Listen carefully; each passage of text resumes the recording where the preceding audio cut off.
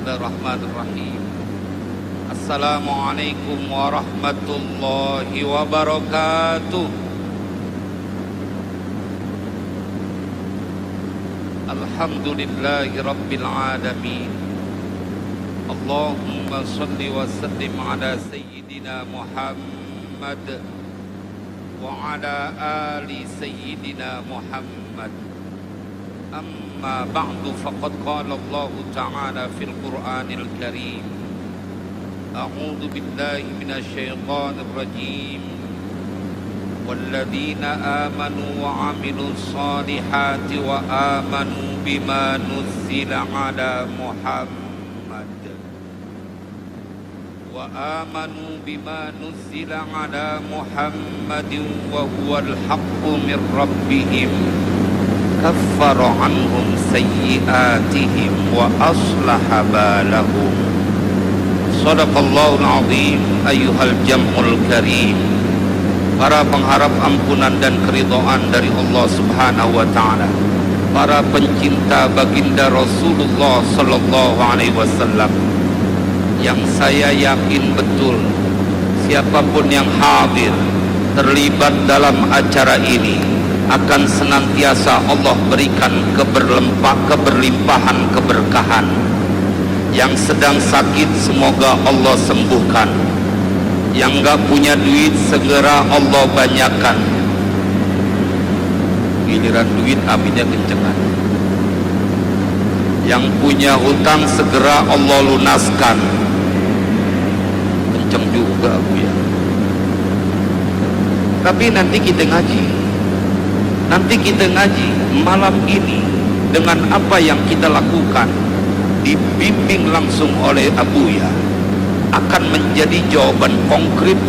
Engkau yang hadir di majlis burdah gak boleh tersentuh kesulitan, gak boleh tertimpa kesedihan di dunia ini dan di akhirat nanti.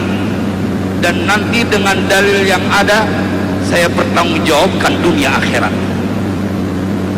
Namun sebelumnya izinkan saya menyampaikan penghormatan buat tuan-tuan guru kita, terkhusus guru kita Tuan Syekh Abuya Syekh Saleh Muhammad Basalamah beserta keluarga besar yang semoga senantiasa dalam penjagaan Allah. Saya bersyukur bisa ketemu beliau, dan ini menjadi jawaban. Kemarin malam Abuya, saya bermimpi ketemu dengan seseorang yang begitu tadi saya ketemu Abuya, ini yang hadir dalam mimpi saya. Jadi saya semenjak tadi ketemu Abuya merinding terus, dan berkali-kali saya bilang Abuya saya merinding. Dan rupanya saya diberikan karunia oleh Allah untuk hadir di pondok pesantren Darussalam Jatibarang Brebes. Ini karunia besar yang mudah-mudahan saya terus diaku sebagai murid Abuya, serta para habaib, para masyayikh, para kiai yang maafkan saya tidak sebutkan namanya satu persatu. Namun insya Allah tidak mengurangi rasa hormat saya kepada beliau-beliau. Jamaah, kita langsung masuk kepada janji Allah buat orang-orang yang hadir di tempat ini.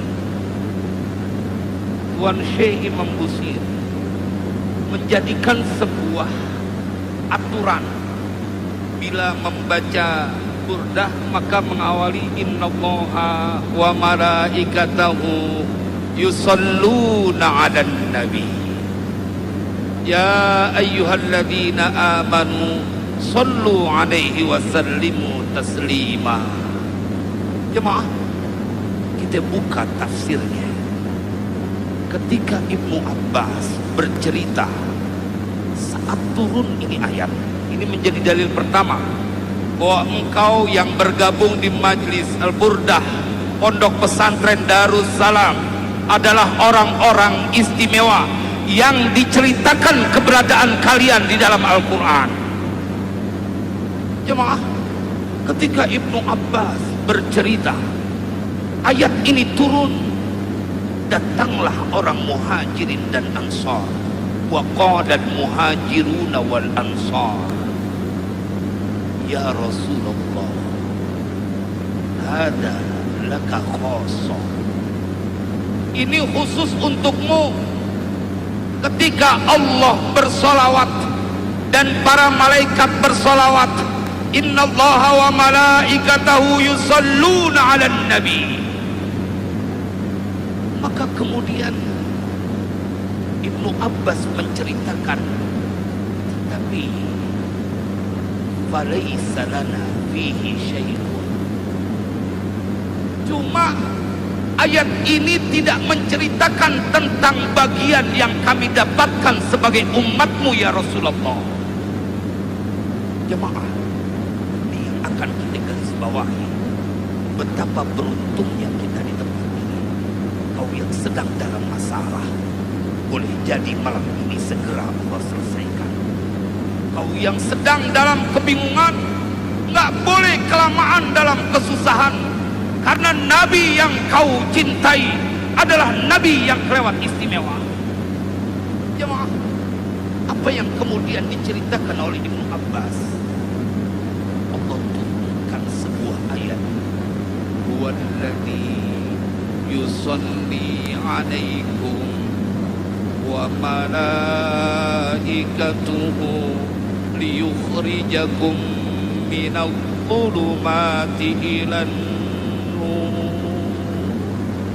wa kana bil mu'minina rahima. Jemaah, ini perihal kita yang diceritakan di dalam Al-Quran, bahwa Dia Allah huwallazi yusalli 'alaikum. Dia Allah bersalawat kepada kalian. Kita buka tafsir Jalalainnya. Apa yang dimaksud salawat Allah kepada hambanya? Ay yarhamukum, Allah menyayangi kalian. Wallazi yusalli 'alaikum. Bukan hanya itu, wa malaikatuhu, dan para malaikatnya. Apa salawat malaikat buat umat Nabi Muhammad? Yastaghfiruna lakum, mereka memohonkan untuk kalian. Ente yang datang ke pondok pesantren Darussalam, duduk larut dalam bacaan burdah, tak terbilang sudah berapa kali lisanmu bersalawat kepada baginda Rasulullah. Man shalla alayya salatan sallallahu alaihi biha ajran. Sallu ala nabi, sallu ala nabi. Jemaah, ini yang disampaikan oleh baginda Rasulullah. Siapa saja dari umatku yang bersalawat untukku satu kali, maka Allah akan bersalawat kepada orang tersebut 10 kali. Sallu ala nabi. Ya Rabb, ya Rabb, berapa kali kita bersalawat malam ini di tempat ini? Lalu kalikan 10, kau dapatkan salawat itu berupa rahmat dari Dia yang menguasai semesta raya, yang mengatur segala kehidupan. Wa anna ila rabbikal muntaha, dan segala sesuatu adalah Dia kepada Allah kembalinya. Wa annahu huwa adhaka wa abka, Dia Allah yang membuat hambanya tertawa, tersenyum bahagia. Dia Allah yang membuat hambanya menangis.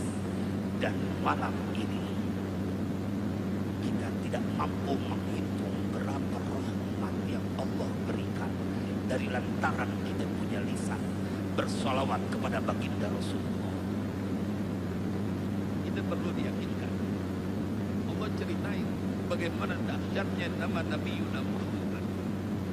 Biar kita tahu, ini majlis gak sembarangan ya akhi. Ini majlis kelewat mulia.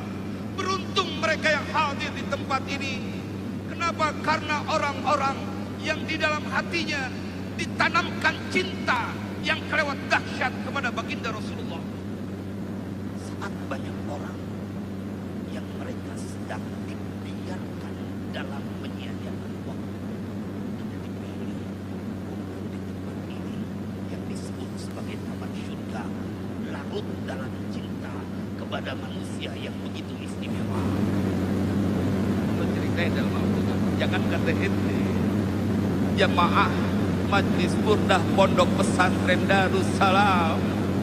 Allah ceritakan dalam Al-Quran, orang-orang Yahudi yang menuduh Allah punya anak dalam kesusahan bertawassul kepada baginda Rasulullah dan diberikan pertolongan. Walamma ja'ahum kitabun min indillahi musaddiqun lima ma'ahum wa kanu min qablu yastaftiquna 'ala alladziina kafaru falamma ja'ahum ma 'arafu kafaru bih fala'natullahi 'alal kafirin. Begitu kisahnya yang disampaikan oleh Allah dalam Al-Quran. Jemaah, ini bukanlah Mesir, menceritakan orang-orang Yahudi Khaybar berperang dengan bangsa Ghatafan dan mereka kalah. Kocar kacir, dia punya pasukan banyak yang berguguran, tetapi kemudian mereka berinisiatif bertawassul dengan menyebut nama Nabi Sallallahu Alaihi Wasallam. Ya Rabb, apa yang terjadi? Allah berikan pertolongan dan kemudian dijadikan aurat wiridan buat mereka. Setiap kali mau perang bertawassul menyebut nama Nabi Yuna Muhammad. Wa kanu min qablu yastaftihuna 'ala alladziina kafaru. Allah yang bercerita, lalu orang Yahudi menyebut nama baginda Rasulullah terbebas dari segala kesusahan. Wa kaifa nahnu ayyuhal ikhwa, bagaimana dengan kita wahai saudaraku, umat Nabi Yuna Muhammad yang setiap hari tidak bisa lepas dalam kerinduan kepada baginda Rasulullah, yang malam ini tumpah ruah kita punya rasa bersatu dalam kecintaan yang tidak bisa dipisahkan kepada baginda Rasulullah Sallallahu Alaihi Wasallam. Mudah-mudahan Allah kasih kita istiqomah sampai akhir hayat kita. Saya bersyukur, saya gembira bisa ketemu dengan Abu. Ya Rabb, ini karunia besar. Saat saya bisa hadir di tempat ini sepanjang dari perjalanan sampai pada saat-saat bahwa ini nahan tangisan air mata. Ya Allah, makasih Kau kumpulkan aku bersama orang-orang yang semuanya mencintai baginda Rasulullah.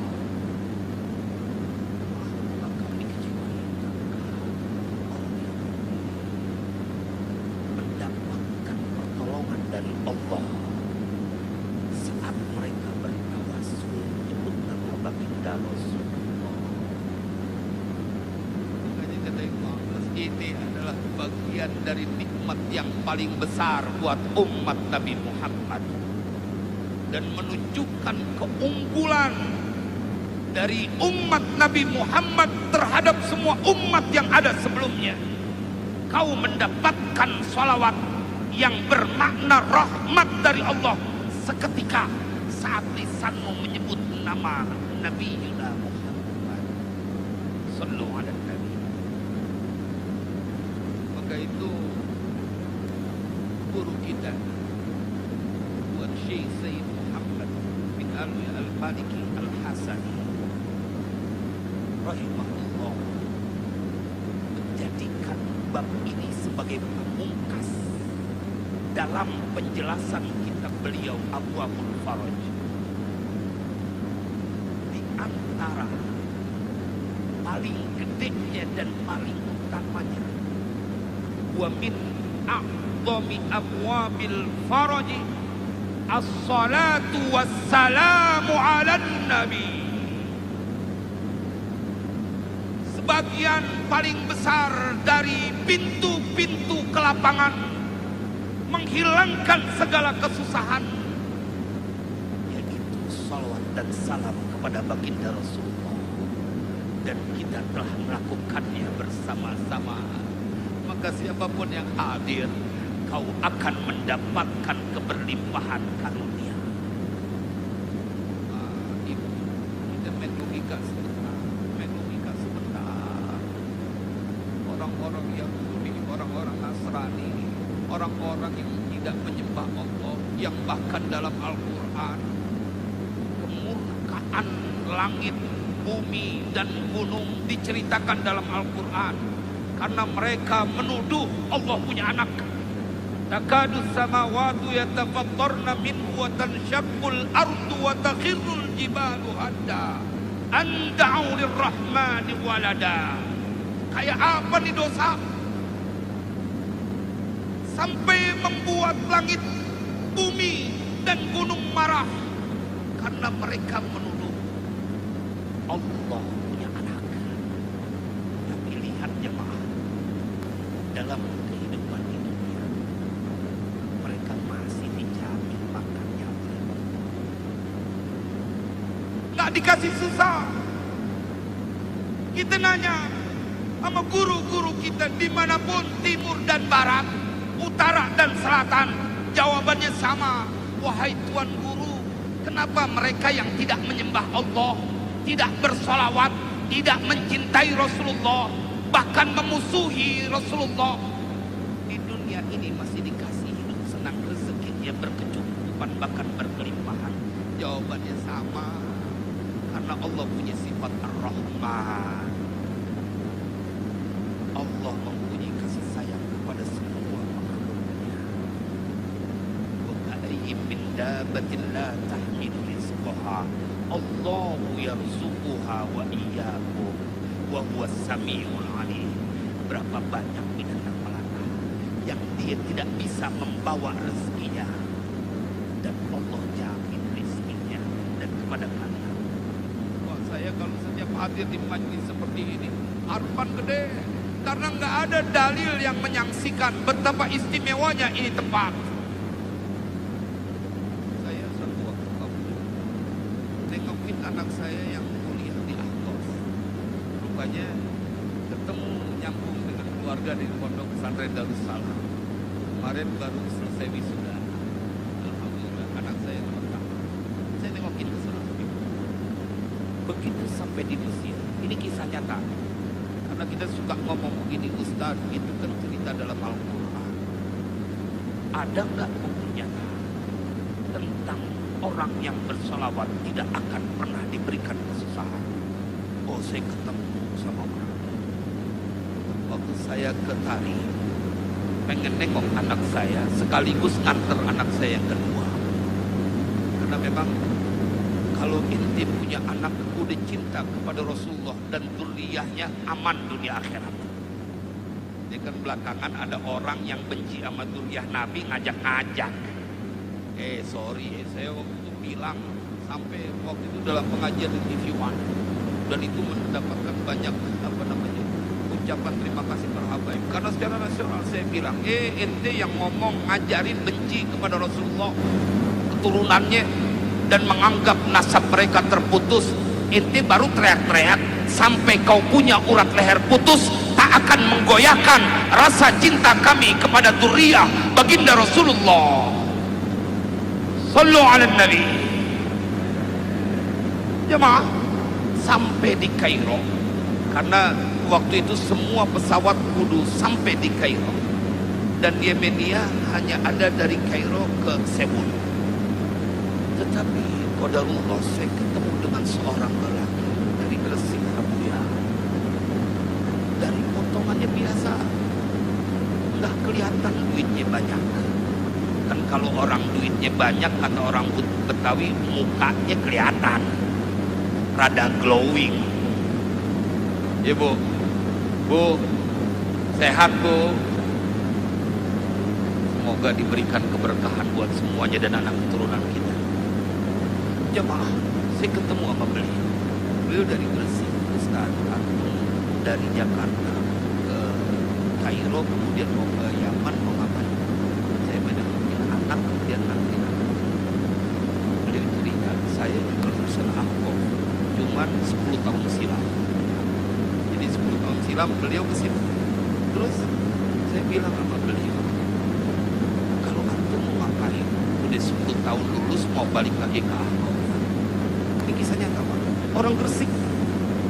Beliau bilang, Ustaz, saya mau beli tanah di Tarim. Saya orang Jakarta Pak, rada iseng suka ngomong soal mau beli tanah pakai di Tarim, emang di Brebes kagak ada. Mau beli tanah di Tarim, tapi cuma sampai di hati.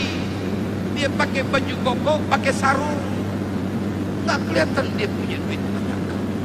Tetapi saya ingin berbagi cerita di majelis ini tentang orang yang saya temukan dan dia mendapatkan kekhususan dari lantaran bacaan sholawat. Ketika akhirnya kami ke Seoul, di Tarim ketemu satu kali di Zambal. Kemudian setelah itu pulang ketemu lagi. Saya masih nggak percaya. Saya tanya sama beliau, jadi Kiai beli tanah di Tarim? Di hati sambil kagak percaya, tampang kayak begini lagi mau beli tanah di Tarim. Namanya juga orang Betawi, ada ceplas-ceplos, cuman di hati. Beliau bilang, Ustaz, saya belum boleh beli. Habib Umar bin Hafiz akan istighfar, boleh tak beli dan lempengan mana beli? Wah, udah nyebut nama Habib Umar Taslim saya. Bener, ini orang duitnya banyak. Potongan kagak nunjukin, tapi duitnya banyak. Habib Umar, beliau ketemu langsung, diterima, berdua ngobrol dengan Habib Umar. Jemaah, akhirnya saya nyerah. Saya bilang, ya Kiai, ini bacaannya apa? Bisa duit banyak banget. Gitu, nyerah juga kita.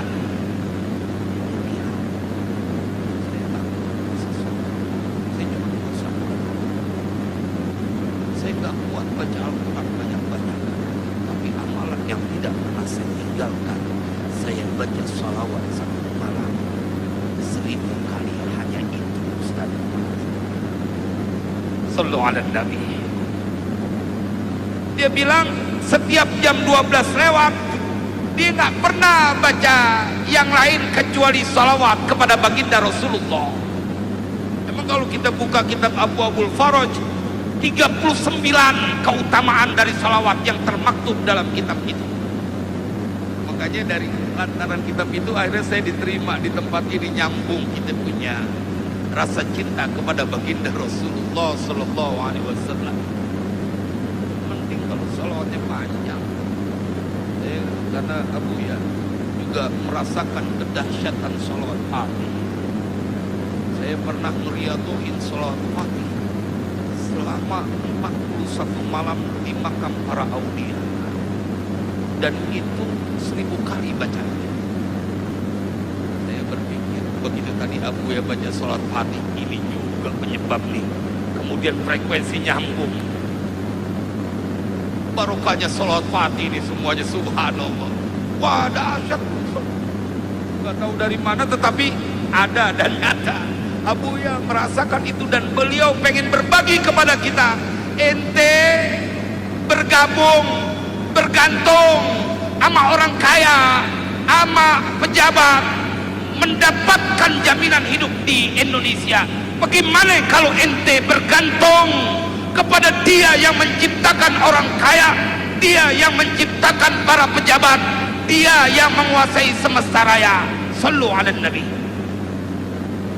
Kalau dekat sama pejabat, sama orang kaya, orang pada berebut dan yakin akan mendapatkan kebahagiaan. Bagaimana dengan kita yang diajak oleh Abu ya malam ini? Kau perlu untuk langsung dekat kepada yang maha kaya. Jemaah sekalian yang berbahagia, ayatnya tadi saya baca surat Muhammad, nggak bisa dibantah. Walladzina amanu wa amilus solihati wa amanu bima nuzzila ala Muhammad wa huwal haqqu min rabbihim kaffara anhum sayyiatihim wa aslaha balahum. Ini beriman, beramal soleh, dan kemudian beriman kepada apa yang diturunkan kepada manusia istimewa Nabi Yuna Muhammad. Dua hal yang Allah janjikan dalam Al-Quran, Allah yang berjanji buat kita semuanya. Kafaru anhum sayyiatihim, Allah akan hapuskan kesalahan mereka. Wa aslaha balahum, dan Allah akan perbaiki urusan mereka. Sallu ala Nabi. Yang menjanjikan Dia yang maha sempurna tidak mungkin tidak ditepati, dan ini disampaikan di dalam Al-Quran. Jemaah, saya lanjutkan kisah lelaki yang saya temukan itu. Dia bilang, Ustaz, saya cuma baca wirid dan salawat. Salawat tidak panjang, yang pendek. Salawat Jibril sallallahu ala Muhammad sallallahu alaihi wasallam. Doa yang dia baca paling 30 menit kelar. Kita pernah ngabalin salawat 1000 kali sampai 3 jam. Abu ya.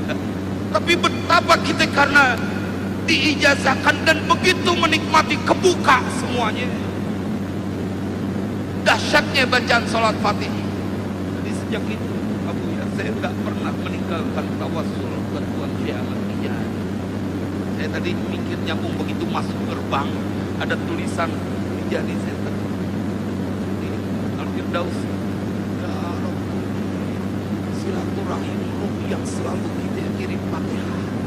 Kita diperkenankan menampakkan kaki di tanah pondok pesantren Darussalam yang penuh berkah. Jadi kalau kita udah mikir kayak begini, optimis, ente punya masalah apapun sebutin saja, lalu kemudian kau ingat dengan ayat yang Allah sampaikan di dalam Al-Quran, lahu ma fis samawati wa ma fil ardh. Punya Allah semuanya. Kalau orang yang kagak nyembah Allah aja masih dikasih senang, masa kita yang duduk berjam-jam baca ayat Al-Quran, baca sholawat, baca burdah, tahlil, kalimat thayyibah, kemudian dibiarkan dalam kesusahan? Tak mungkin. Tak mungkin. Orang bergantung minta sama manusia. Kira bagaimana engkau langsung kepada yang maha segala? Ahum yaqsimuna rahmata rabbik, nahnu qasamna bainahum ma'isyatahum fil hayatid dunya wa rafa'na ba'dahum fawqa ba'din darajat liyattakhidha ba'duhum ba'dan sukhriya wa rahmatu rabbika khairum mimma yajma'un. Begitu makanya kami yang bagi-bagikan ma'isyah mereka selama di dunia. Inti mau bantah nih ayat Al-Quran, nahnu qasamna bainahum ma'isyatahum fil hayatid dunya. Kami yang bagi-bagikan ma'isyah mereka, bekal hidup mereka, keperluan mereka selama mereka berada di dunia. Nahnu qasamna bainahum ma'isyatahum fil hayatid dunya. Kami yang bagi-bagi. Dan malam ini kita diajak bersama mendapatkan cucuran rahmat yang tidak lagi mampu kita menghitungnya. Oh, bukan Allah, ibu ayat Al-Quran. Ini makan siang gratis aja kira. Manusiawi Pak, manusiawi Ibu. Padahal kita nggak dijanjiin sarapan pagi, makan malam. Ente sama manusia gampang banget percaya. Tapi giliran Allah janjikan, kami yang bagi-bagikan. Bukan cuma makan siang, bukan cuma sarapan pagi, bukan cuma makan malam, tapi maisha kalian, semua kebutuhan kalian selama di dunia. Nggak pada tertarik segera datang kepada Allah. Ini yang nggak fair. Orang-orang bukan jamaah sini. Kalau jamaah sini mau orang-orang soleh semua aja. Buktinya kita malam minggu orang pada terikat dekat pasar itu. Oh, ada banyak. Tapi yang kemarin adalah orang yang masuk dalam kategori ayat wallahu yad'u ila daris salam. Ya Rabb, ya Rabb, kita berada di Darussalam. Wallahu yad'u ila daris salam wa yahdi man yasha'u ila siratim mustaqim. Begitu kita tahu kita masuk ke pondok pesantren Darussalam, maka engkau sesungguhnya sedang melatih diri untuk nanti masuk ke Darussalam yang sesungguhnya. Itu kan istilah yang diungkap di dalam Al-Quran, disebut Darussalam. Assalam wallah. Jemaah, kenapa disebutkan Darussalam, nama lain dari surga? Man dakhalaha salima minal afat. Siapa yang masuk ke dalam surga, yakni Darussalam, dalam tafsir disebutkan dia selamat dari berbagai bencana. Engkau yang malam ini masuk ke pondok pesantren Darussalam, boleh jadi miniatur dari Darussalam yang sesungguhnya, yang kita berharap nanti kumpul bareng Abu ya. Kalau ngaji lembungan begini kayaknya semangat berapi-api Abu ya. Kenapa? Karena kita gergetar. Kita udah nyembah Allah dari akhir balik sampai sekarang udah umur 50 tahun, 60 tahun, masih ketakutan aja urusan dunia. Kalau dalam kitab Ihya diceritain sama Imam Ghazali sebuah qaul, kalau engkau mendapati sesuatu yang tidak kau minta, kemudian ada pada diri depannya ada air mineral, pada minta enggak kepada dia, enggak, dibagiin.